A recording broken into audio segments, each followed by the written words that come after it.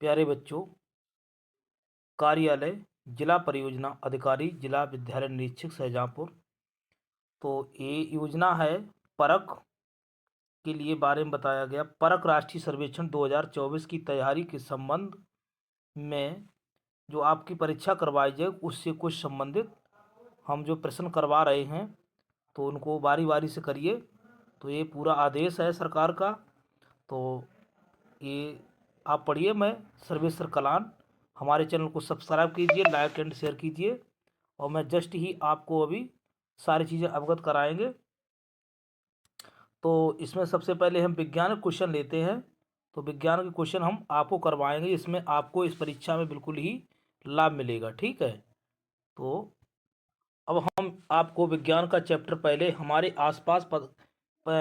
आसपास के पदार्थ, तो इसमें हम क्वेश्चन लेके चल रहे हैं। सबसे पहले निम्न में कौन सा पदार्थ है, तो कौन सा पदार्थ है इसमें हमें आंसर देते चलिए। ठीक है। तो कोई दिक्कत हो तो मुझे कमेंट बॉक्स में अवश्य दें। कोई अगर ऑब्जेक्टिव जो क्वेश्चन गलत हो जाए तो हमें कमेंट बॉक्स में अवश्य लिखें, उसका हम सुधार अवश्य करेंगे। ठीक है। तो इसमें पहला क्वेश्चन है, तो निम्न में कौन पदार्थ है? शीत है, स्नेह है, वायु है, घृणा है।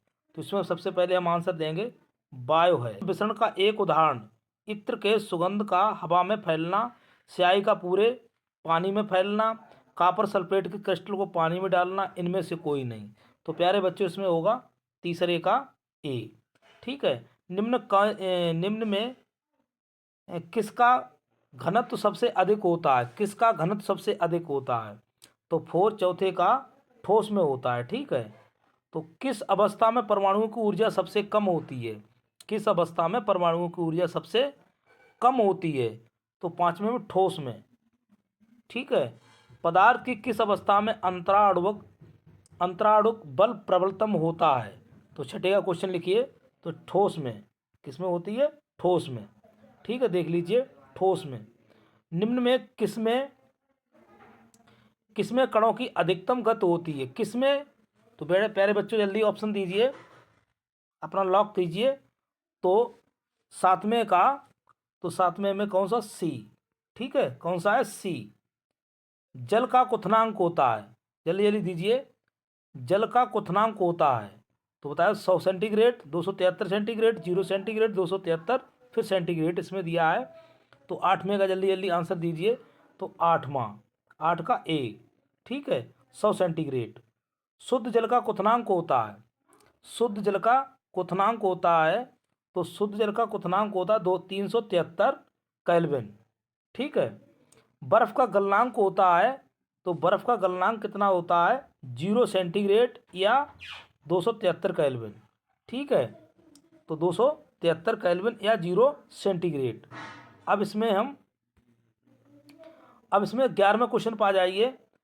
300 केल्विन 300 केल्विन तापक्रम बराबर होता है, तो इसमें 27 सेंटीग्रेड पर कितने होता है? 27 सेंटीग्रेड। 25 सेंटीग्रेड तापक्रम बराबर होता है। 12वें का आंसर दीजिए, लॉक करिए अपने आप। तो 12वें का होता है 298 केल्विन। अच्छा, 373 सेंटीग्रेड तापक्रम बराबर किसके बराबर होता है? तो इसमें होता है 12 का बी, सॉरी 13 का बी। गर्म भोजन या इत्र की गंध दूर किस कारण से फैल जाती है? 14वें का आंसर लॉक कीजिए। तो विसरण के कारण। ठीक है। वह ताप जिस पर ठोस द्रव में परिवर्तित हो जाता कहलाता है, क्या कहलाता है? द्रवणांक। पदार्थ की कितनी भौतिक अवस्थाएं होती हैं? 3, 4, 5, 6। तो 16 का 3 होता है, 16 का ए। निम्न में कौन पदार्थ का गुण नहीं है? तो जल्दी जल्दी दीजिए। 17वें का, तो इसमें निम्न में कौन पदार्थ का गुण नहीं है? तो 17वें का सी, तरंग दैर्ध्य। ठीक है। 100 सेंटीग्रेड का ताप केल्विन में मान होता है, 100 सेंटीग्रेड ताप केल्विन में मान होता है। तो 18 क्या होगा? 18 का सी, तो सॉरी 18 बी होगा, बी। ठीक है, किसको लॉक करोगे? 18 का बी लॉक करोगे आप इसके लिए, 18 का बी। ठीक। तो नेक्स्ट क्वेश्चन है, सौरमंडल में प्लाज्मा अवस्था की उत्पत्ति का कारण है। सौरमंडल में प्लाज्मा अवस्था की उत्पत्ति का कारण है 19 का। तो क्यों होता है? उच्च ताप के कारण होता है। किसके? उच्च ताप के कारण। इस पे हाँ, उच्च ताप के कारण दिखाई दे रहा है। गर्म करने पर गैस का आयतन बढ़ जाता है, घट जाता है, अपवर्त रहता है, इनमें से कोई नहीं। तो इसमें बढ़ जाता है। ठीक है प्यारे बच्चों, तो ये 20 क्वेश्चन हो गए। अब 20 क्वेश्चन आपको अगले चैप्टर के दिए जाएंगे। तो इसमें अब चैप्टर 2, क्या हमारे आसपास पदार्थ शुद्ध हैं? तो अब चैप्टर 2 की आ जाए। निम्न में कौन शुद्ध पदार्थ है? दूध, रक्त, जल या मिश्र धातु? इसका कौन सा आंसर होगा? जल। ठीक है। निम्न में कौन अशुद्ध पदार्थ है? कौन अशुद्ध पदार्थ है? तो सोडियम, बायो, हाइड्रोजन, अमोनिया। तो क्या है? इसमें अशुद्ध की बात कर रहा है, तो बायो हमारी कैसी है? अशुद्ध है। कैसी है? बायो हमारी अशुद्ध है। ठीक है। तो निम्न में कौन मिश्रण है? कौन कौन मिश्रण है? तो चांदी, हाइड्रोजन, जल, बायो। तो इसका मतलब तीसरे क्या होगा? तीसरे का डी। तीसरे का डी होगा। इसे हटाओ यहाँ पर, तीसरे का डी। ठीक। निम्न में कौन समांगी मिश्रण है? मिट्टी, सोडा, जल, लकड़ी। तो इसमें 3 ही ऑप्शन दिए हैं, कोई बात नहीं, एक छूट गया इनसे। तो चौथे में आ जाते हैं। तो चौथे पर क्या होगा? बी। इसका लाख नहीं हो रहा, हाँ बी है, सोडा जल होता है समांगी मिश्रण। और कौन सा शुद्ध पदार्थ है? दूध, रक्त, जल, मिश्र धातु अभी दे दिया। पांचवें का सी। निम्न में कौन विषमांगी मिश्रण है? सिरका, सोडा जल, बर्फ, बायो। तो छठे का डी। ठीक। निम्न में कौन सा विषमांगी मिश्रण का उदाहरण है? जल, चीनी और साधारण नमक, जल, फिटकरी, जल, फिटकरी, जल, मिट्टी का तेल, जल। तो सातवें का बताइए। सातवें को होगा डी। ठीक है। नेक्स्ट क्वेश्चन, समांगी मिश्रण को कहा जाता है? निलंबन, विलयन, कोलाइडी, इनमें से कोई नहीं। तो आठवें का आंसर क्या होगा? आठवें का आंसर होगा बी। बी फॉर विलयन, विलयन होगा। निम्न में कौन सा विलयन है? बायो, सोडा जल, दूध, इनमें से कोई नहीं। तो इनमें से कोई नहीं, कौन सा बताओ? नवे का होगा सोडा जल। ठीक है। निम्न मिश्रण में विलयन की पहचान करें। मिट्टी, समुद्री जल, कोयला, बायो। तो 10वें क्या हो जाएगा? समुद्री जल से करें। किससे करें? लाख नहीं हो रहा, समुद्री जल। ठीक है। नेक्स्ट क्वेश्चन है, इनमें कौन उपधातु है? सोना, चांदी, सोडियम, जर्मेनियम। तो बताइए 11 का बताओ। तो 11 का है जर्मेनियम। ठीक है। सीरे के जल में विलेयता 20 सेंटीग्रेड 331.5 है। तो इस ताप पर 10 ग्राम जल में कितना सोरा घुलाया जाए विलयन संतृप्त बन जाए? तो बताओ 12वें का। तो 12वें का क्या होगा? तो 12वें का आंसर कीजिए लाख 3.15 3.15 ग्राम। ठीक है। निम्न में कौन सा निलंबन है? कोका कोला, सोडा जल, धुआं, गोंद। निलंबन की बात पूछी गई, तो 13 का सी, धुआं लाख करिए। उसके बाद निम्न में कोलाइडी कौन है? चोकर का विलयन, नमक का विलयन, हवा, बादल। तो बहुत इंपॉर्टेंट क्वेश्चन है। तो इसका है बादल। क्या है? बादल। निम्न में कौन विलयन? सावन विलयन, लवण विलयन, चाक विलयन, स्टार्च विलयन। तो 15 का क्या हो जाएगा? 15 का लवण विलयन। क्या हो जाएगा? 15 का लवण विलयन। निम्न में कौन सा तत्व है? हवा, ऑक्सीजन, पानी, लवण। तो 16 का जल्दी आंसर दीजिए। तो 16 का बी, ऑक्सीजन। क्या है? ऑक्सीजन। निम्न में कौन यौगिक है? वायु, ऑक्सीजन, त्वचा, नमक। जल्दी लाख करिए इसके लिए। 17 का लाख करिए। तो इसमें है नमक, लाख कर दियो जल्दी से। निम्न में अधातु कौन है? Germanium, selenium, iodine, titanium. तो जल्दी लाख करिए 18 का। तो 18 का मैं लाख कर रहा हूँ। हमारा 18 का है सी। तो देखिए क्वेश्चन क्लियर हो रहा है। तत्व सूक्ष्मतम कण को क्या कहते हैं? तत्व के सूक्ष्मतम कण को क्या कहते हैं? अणु, परमाणु, यौगिक, आयन। 19 का लाख करिए जल्दी। परमाणु कहते हैं। क्या कहते हैं? परमाणु। वैसे पदार्थ को शुद्ध पदार्थ कहते हैं जिसमें मिलावट नहीं हो, अशुद्धि ना हो, सभी कण समान हो, इनमें सभी। तो 20 में जल्दी लाग करिए तो ये सभी। ठीक है, तो इसमें दिया है सर्वप्रथम कोशिका की खोज किसने की है। तो सर्वप्रथम कोशिका की खोज किसने की है बताओ। तो इसमें सर्वप्रथम कोशिका की खोज किसने की है।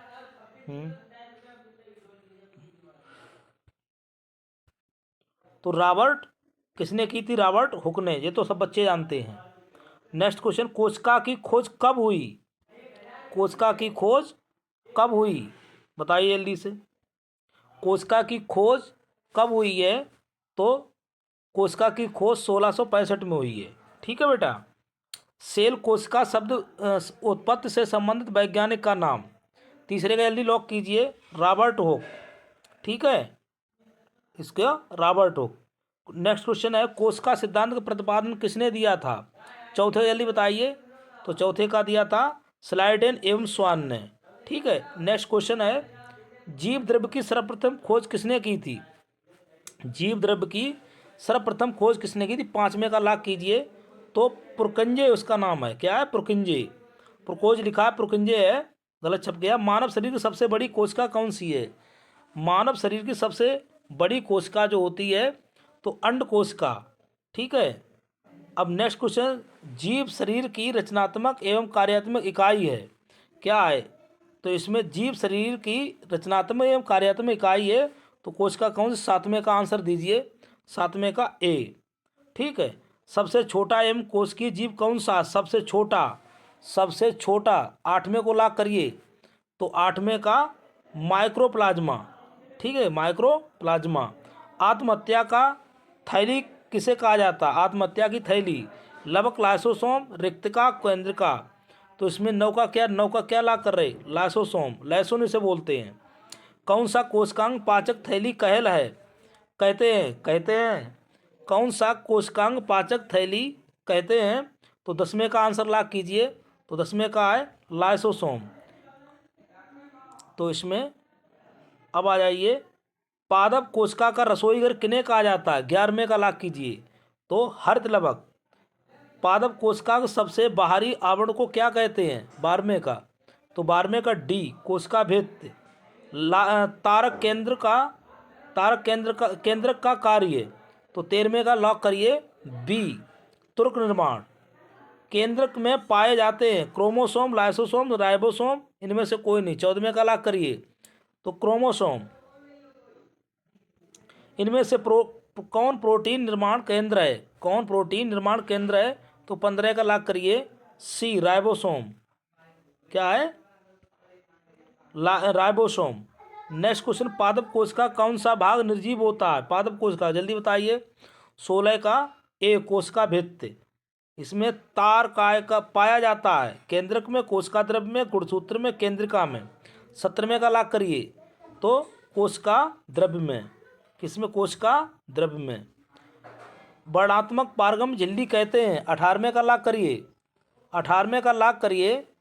तो 18वें का लाख कोशिका झिल्ली को कहते हैं। पीले, नारंगी, लाल रंग के रंजकों में कौन सा पदार्थ पाया जाता है, कैरोटीन, सैफ्रानिन, मैथालिन, ब्लू, इनमें से कोई नहीं। 19 का जल्दी लाख करिए ए, कैरोटीनाइड। ठीक है। केंद्रक द्रव्य में मुख्य कितने प्रकार की रचनाएं पाई जाती हैं, 20वें का लाख करिए। 20वें का लाख करिए, इसमें 2। ठीक है। तो प्यारे बच्चों, ये भी हमने चैप्टर पूरा कर दिया है। ठीक है। तो नेक्स्ट चैप्टर की ओर चल रहे हैं। पौधों की लंबाई में वृद्धि किस ऊतक की क्रियाशीलता के कारण होती है बताओ। तो इसमें है शीर्षस्थ विभोज्यत के विभज्योतक। ठीक है, पहला ही सही है। किस प्रकार के ऊतकों क्रियाशीलता के कारण पौधों में वार्षिक वलय बनते हैं, वार्षिक वलय बनते हैं। दूसरे का बी। तो किसमें, पार्श्विक विभोज्योतक। इसमें जड़ों, पौधों में जड़ और तने की मोटाई किस ऊतक के कारण बढ़ती है। तो इसमें तीसरे का बताइए, तीसरे का लाभ करिए। तो तीसरे कैम्बियम के कारण। अच्छा, मृदूत की कोशिका के बीच पाए जाते हैं, मृदूतक की कोशिका के बीच पाए जाते हैं लिग्निन, अंतरकोशिका स्थान, तंतु, शुभ्रन, जल्दी बताइए। तो चौथे का हम लाभ कर रहे हैं बी, अंतरकोशिकीय स्थान। छठे का जिस मृदूतक की कोशिकाओं में हरित-लवक पाया जाता है उसे कहते हैं। पाँचवें का लॉक करिए तो क्लोरेकाइमा, पाँचवें का। छठा देखिए, नारियल का रेशा किस ऊतक का बना होता है? छठे को लॉक करिए तो स्क्लेरेकाइमा दृढ़, ठीक है, ये वाला स्क्लेरेकाइमा दृढ़। अच्छा, निम्न में कौन फ्लोएम का भाग है? टेरिकेट, चलनी, नलिका, वाहिका, इनमें कोई नहीं, जल्दी बताइए। सातवें का लॉक करिए तो चालनी नालिका। जाइलम और फ्लोएम किस प्रकार के ऊतक हैं? आठवें को लॉक करिए तो संवहन ऊतक हैं।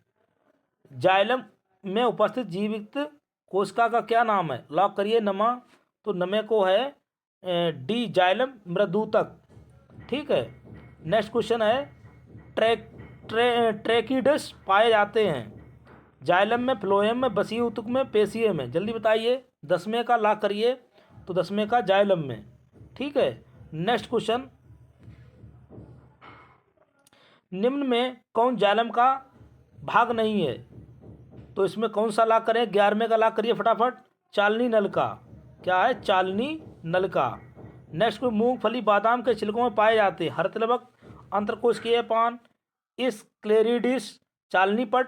12वें का लॉक करिए सी स्क्लेरिडिस। और इसमें ट्रेकिया और अंडवाहिनी में पाए जाने वाले ऊतक। 13वें को लॉक करिए तो 13वें का होगा